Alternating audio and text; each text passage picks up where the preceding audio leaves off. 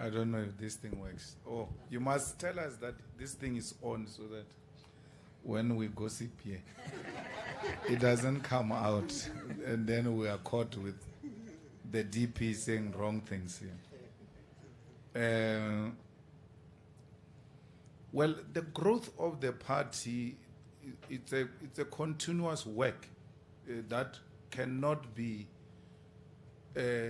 concluded anytime soon. It's permanent. So to grow it from strength to strength really depends on its continuous groundwork, and therefore you can't say there is something that we could have done differently, except that we have been on the ground and tried to build a strong organization. So there is really nothing different can be done in terms of mass work, except that you have to be on the ground and respond to the needs of the people and attend to their daily issues. So let's take, for instance, on the by-elections of the IEC and local government elections. The biggest problem of the EFF is its candidates. So it chooses people who are not known for community work. They start loving communities and their people the day they get chosen to be candidates for that ward. And therefore they lose, and they lose hopelessly, because the EFF must have the capacity to identify from amongst members of the community influential people who are loved by community, who contribute in the community. So let's take Mahoney, so where the deputy president comes from, for instance. You may find that in the whole village, there's only one vehicle, and that's a buggy. And that buggy is owned by a principal of the school. That principal is loved by everybody there because the sick, the pregnant women, when it's time to deliver, they walk him at night, he takes them to the hospital. Those who try to move, those who look for, bursaries and advice, this man is involved with this community. Why can't the EFF go and recruit that person to be a candidate if you don't have a problem of self-seeking individuals who know that if we're to walk inside this voting station, for instance, it's me and my wife, I'm going to get one vote, even if I entered with my wife. Just the two of us. If there are two voters in this voting station, it's me and my wife. Our EFF is going to get one. Because even my wife doesn't believe that I can be a leader. So why do I think I can lead people? So we have a problem of identifying proper candidates that loves their people and that are involved in their people. In their community work. The other issue that we need to deal with, they are low-hanging fruits in communities that the EFF can capitalize on. So they don't do it. Let's take, for instance, the Andri Statane campaign. You want to talk about removing an incompetent councillor of the ANC as the EFF branch. But there is an illegal dumping area that you pass every day. And even dead dogs get dropped there, and they're smelling and putting the lives of our people at risk and their health. But you pass that place every day. You don't do anything about it. You're only going to clean that illegal dumping the day you get chosen as a candidate of the EFF. Why can't the EFF branch, without an election, do a community work? I've been to a lot of townships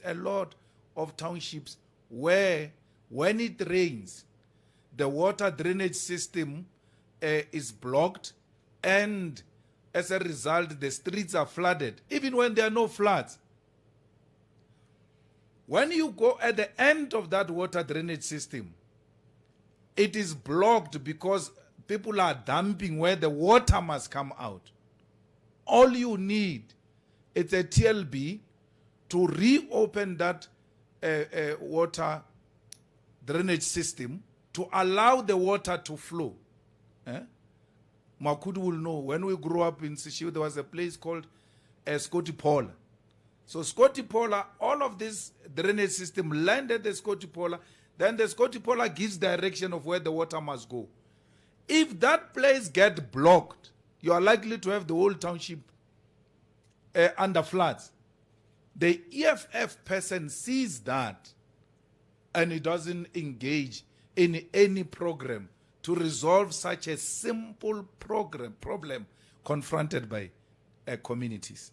So that's number one. Number two is that, which is good and not good at the same time, is that we have attracted new participants in politics.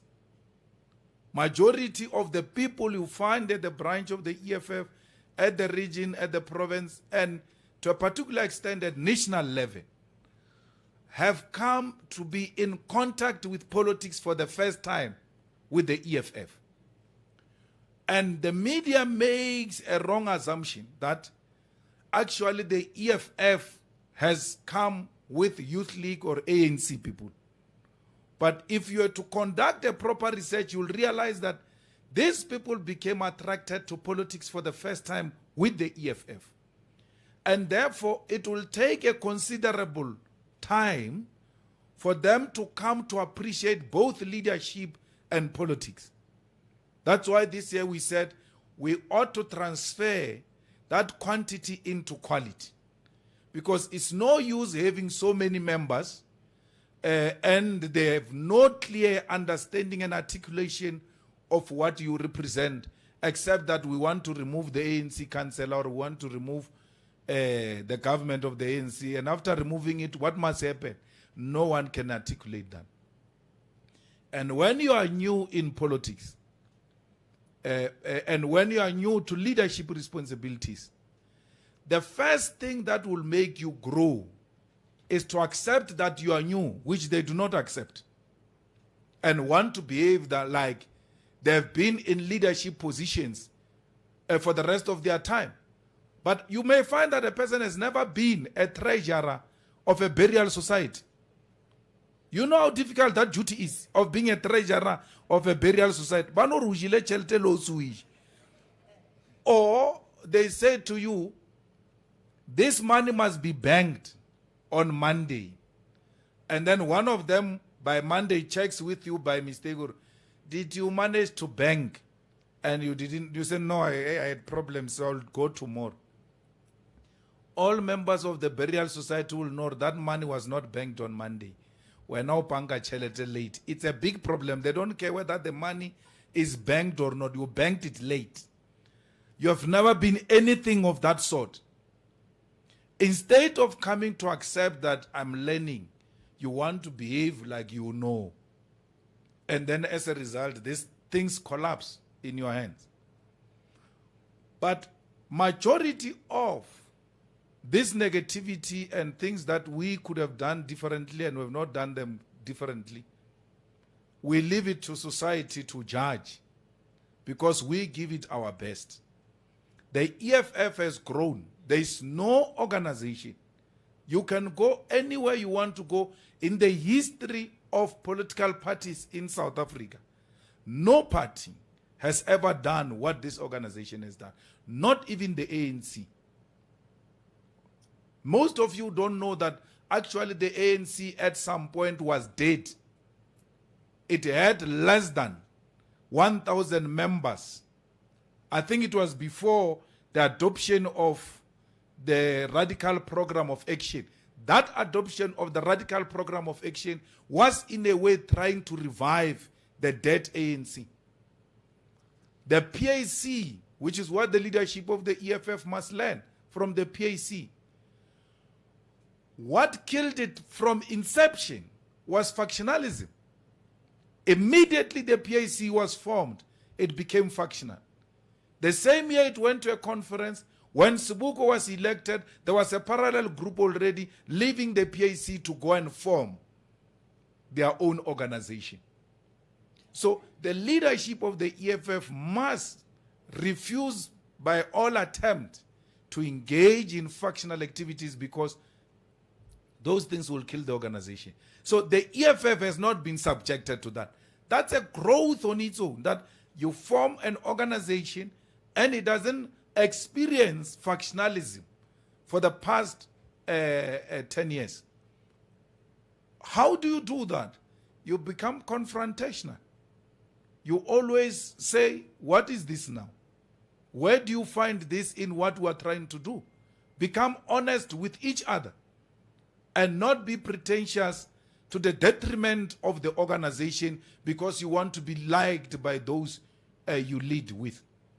Always be honest with each other, and when things are not the way you planned them, when you do an assessment, tell each other that this is not what we have envisaged and it didn't come out the way we expected it to come out. That's how you grow an organization, and that's how you sustain it for 10 years without a hassle. There's a big problem coming for the EFF, by the way, is this story of governance, of getting into governance. You see some trail of uncontrollable interest in areas where the EFF has got potential to govern. You see the leadership developing uncontrollable appetite. It's a new challenge that we'll have to grapple with, because literature teaches us that you'll have problems of sins of incumbency. So since we have not experienced being incumbent in government, it's going to be a new thing now. How do you make sure that you don't make the same mistakes the ANC has made? I had a huge debate, and I thought I was articulating the EFF policy when I said, when I was given a list of MMCs, and I said, but this one does not have metric, and therefore we can't deploy this one who doesn't have metric. And there was a huge fight that, no, a metric doesn't mean leadership, and then all of that. And I said, we have a problem today because of the ANC deployment policy. The problem is not that policy per se, it's deploying unqualified people. Unqualified people to lead. One of them that we interviewed, who wanted to be an MMC of JMPD, was saying JMPD is a Johannesburg Department of something, some unrelated. This is a councillor who's in council. And we must allow that. You cannot replace a tendency with the same tendency. You want to become a better government, you are going to have to look for the best amongst yourself to lead. That's why a doctor has been withdrawn from National Parliament to go and become an MMC, because he will not have a difficulty with reading and familiarizing himself with what is transpiring in those municipalities. So if we are to give our people quality government, it starts with ourselves. And we said this 10 years ago. People refuse to listen. We said in meetings that, guys, when we look for municipal managers, when we look for technical service managers, we're going to look amongst yourself. The best favor you can do for yourself now is to go to school. 10 years. People refuse to go to school. Those things that you told them they thought you were dreaming are now becoming a reality, and they're shocked when you say, no, you can't go in because you don't have papers. We must never compromise when it comes to the type of deployment we make to public service. Otherwise, we are going to be another ANC, which takes a teacher of geography and history to go and head the technical services, and he must read those engineers' plans, and he's got no idea what are those things talking about. As a result, Today, there is a sewer spillage everywhere in South Africa. There is floods that are avoidable everywhere in South Africa because quality was not given a priority. So we ought to deal with that problem now, because in Ekurhuleni, we're going to have more MMCs. In Mogale City, we're going to have MMCs. In the Western District, we're going to have MMCs. In Metsimahulu, there are a lot many others, including in Nongom. Leave those things of IFP, of dancing, and doing all manner of things. It's just a matter of time, Shem. They are just doing what is unavoidable.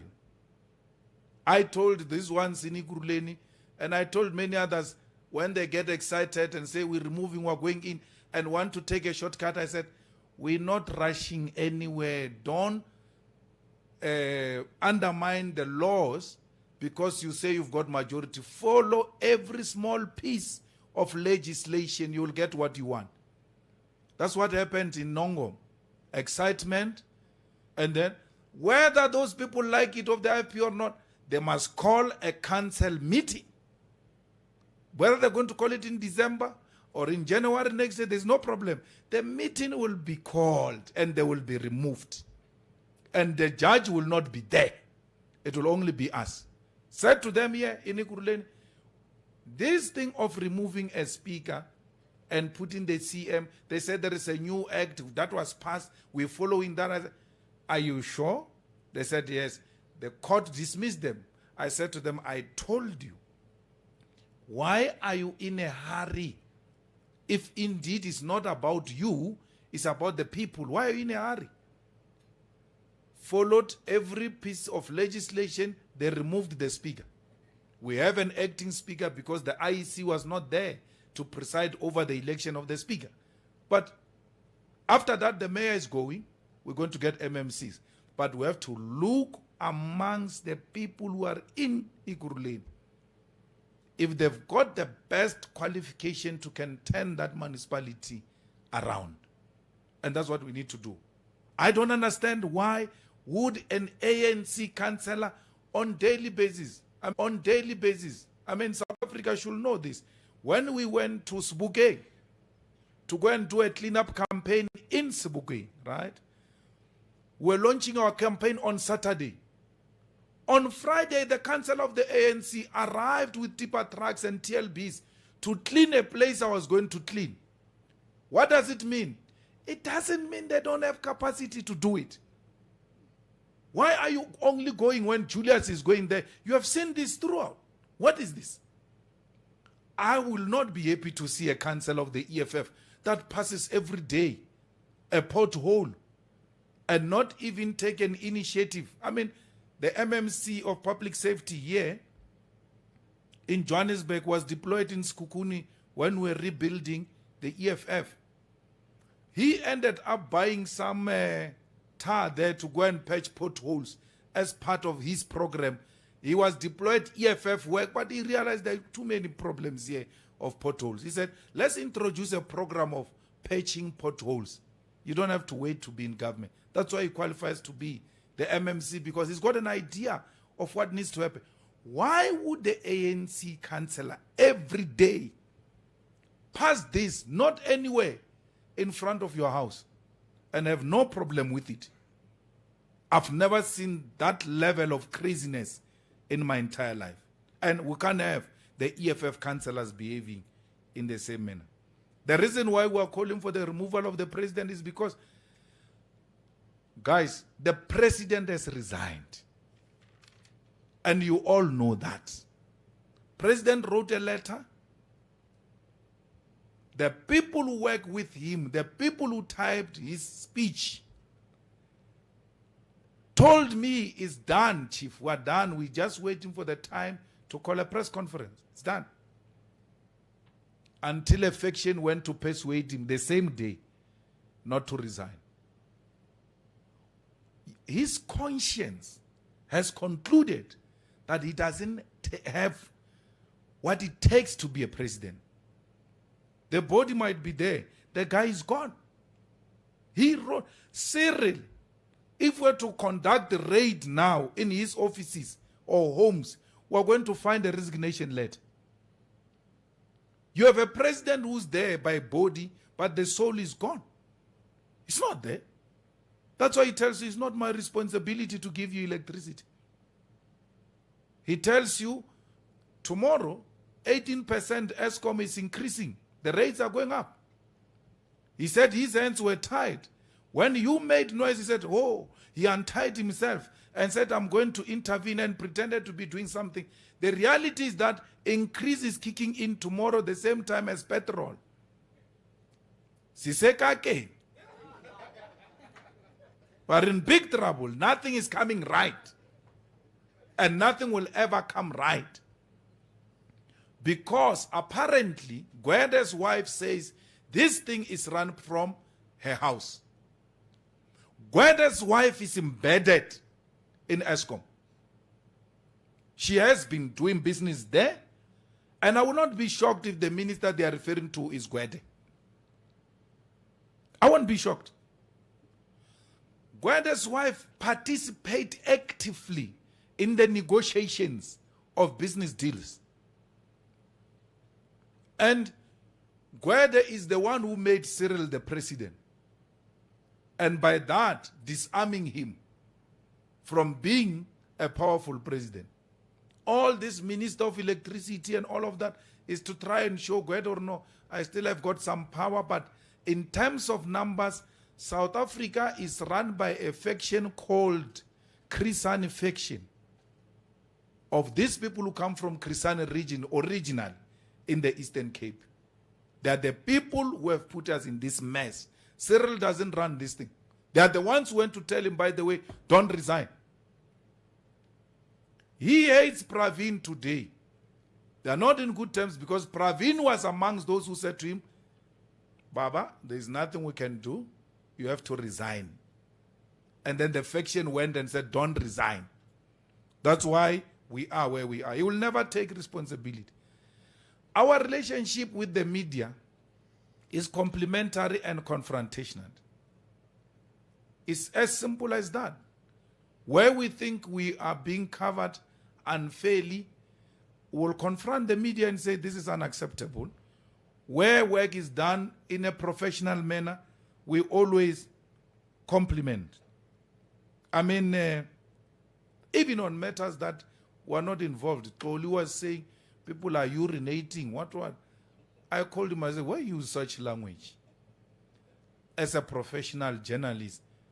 Not because he's the best of my friend, but it's a person I know, professional. And I can call on him. He can call on me. There is a guy called Mushwasho Mnaring. I don't know if he still is here. I said I must invite him.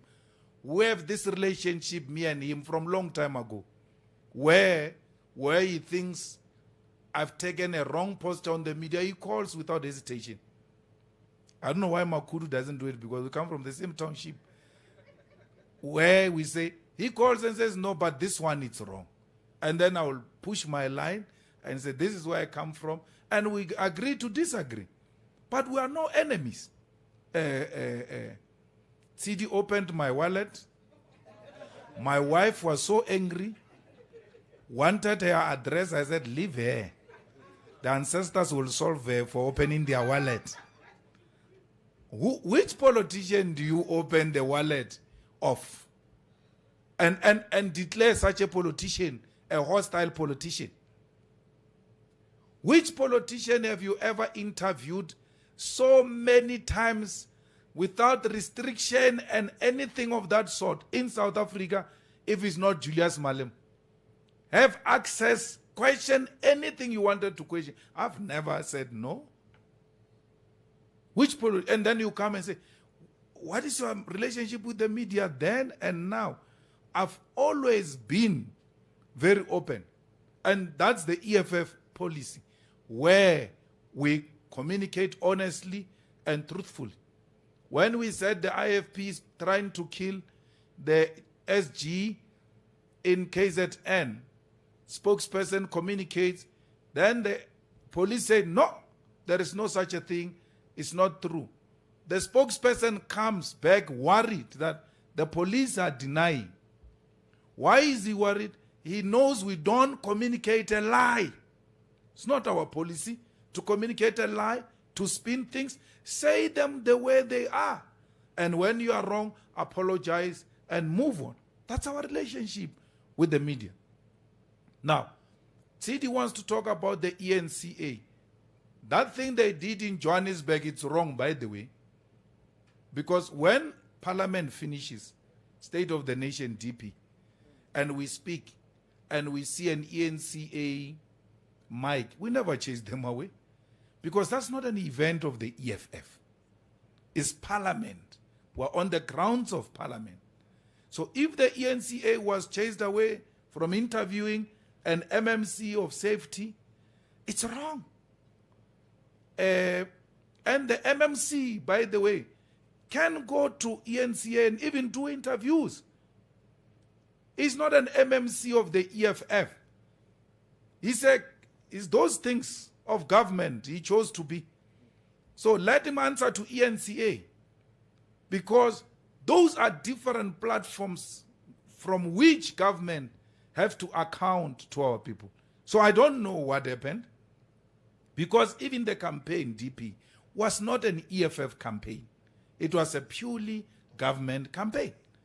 So the two must never be confused. There must be separation at all times. But the ENCA chose not to be involved with the EFF. And you guys want to put it the other way, different. The ENCA picked up its microphones and cameras and left. They've never done that to the most racist, to the most murderers, to the most dangerous people in society. They've never done that. It was only done to the EFF. They left, they walked away. Today, yeah, but what you are doing to ENCA, it's wrong. No, it's not us. We've had robust and heated debates with journalists of this country. From when we're young until now, they've never walked out on us. I asked myself, what happened that necessitated such a drastic measure? And what did they do? They tried to mobilize other journalists who themselves said, no, we're not going anywhere, we're remaining. Because they realized there was no reason to walk away in the EFF press conference. So our relationship with the media is very perfect. We won't be liked by South African media. Huh?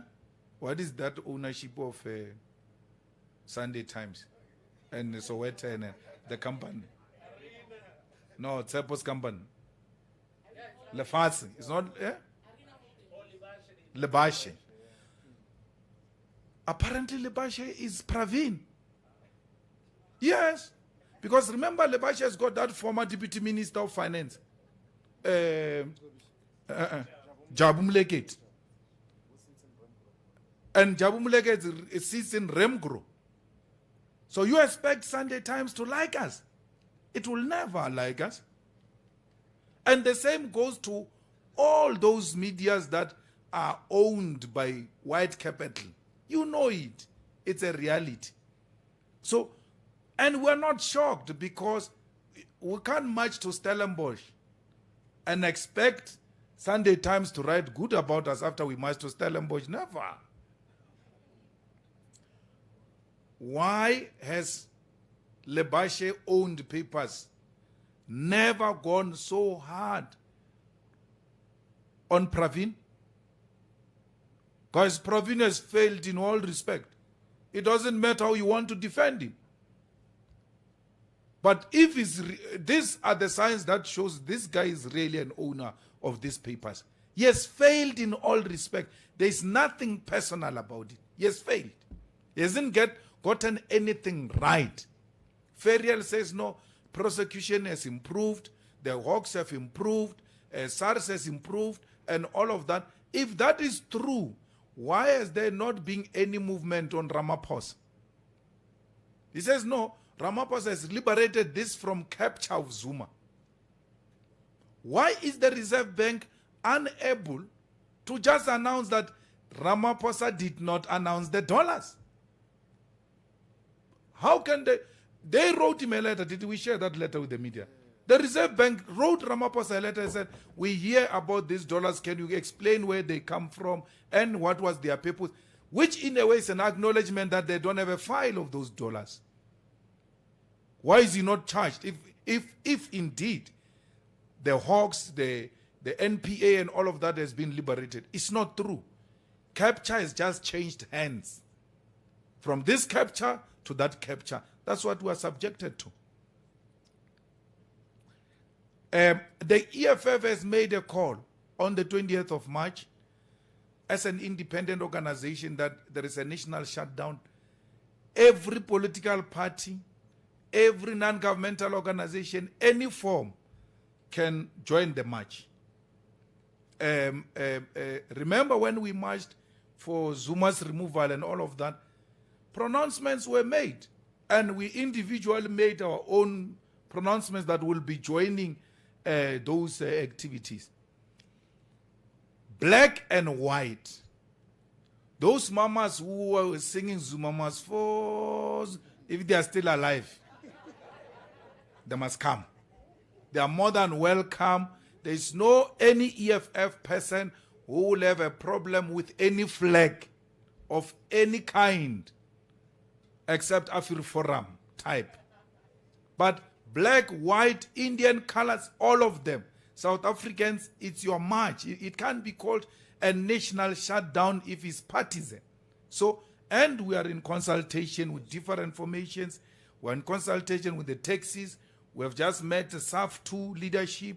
We're meeting other different NGOs to say, let's come together and do the right thing. So I agree, it's a march for everyone, but it can't be termed undemocratic. Because under our democracy, everybody has got a right to make his or her own political determination. And we have made that political determination, but everybody is welcome to join. There is a research, by the way, which we conducted internally in the EFF by Ipsos. When we met in this plenum, it announced that the EFF is now more popular than Malema, which is what we've all been fighting for, that the party must have its own identity beyond an individual. So that research is there. That confirmed that, yes, Malema was there when we came to make a presentation before. Today, we are pleased to announce that the EFF has surpassed Malema now. It's more popular than Malema. The same research tells us that you may not be there, but is it 49% SG of women? You were lower before. It was 60-40 before. You have now moved. You've got 49% more women supporting the EFF. Is still not enough, but you are not where you were before. So we conduct research from time to time, and I can tell you now, it is no longer Malema. It is the EFF. The only person who's obsessed with Malema is that Fikile Mbalula. Every time he opens his mouth, Malema this, Malema that, Malema that. When you ask him a question, the EFF says he's going to do a shutdown on the 20th of March. Yeah, Malema can do that. Heban. Munona le problem le nauru gafana. So ke mudijor atogeles finances are issues. Because otherwise I'm going to come very hard on him. He must leave my surname and focus on EFF. The EFF speaks about the ANC if it wants to, and then instead of saying EFF, he keeps on Malem, and is pronouncing it wrong. Malem. So otherwise, everybody now knows that if there is an issue, the EFF made a pronouncement, we deal with the EFF. So we have gone beyond that, of Malema being the person who is carrying the EFF instead of the EFF carrying Malema and the rest of the members. And that is good news to us. So today, seated here 10 years down the line, the organization has assumed a life of its own. Thank you, sir. Thank you, President. You switched off that icon forever now. We can,